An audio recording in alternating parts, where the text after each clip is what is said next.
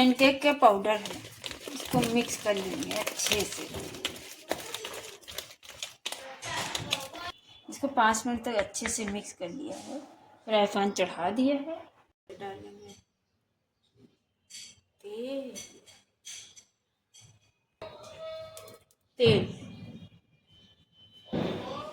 थोड़े से इसमें डालते हैं तेल। उसमें डाल देंगे ये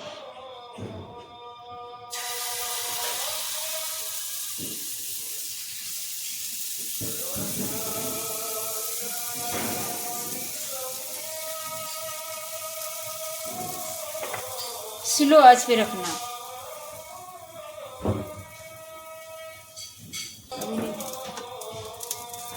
अभी रुक जाओ, अब इसको पलटते हैं।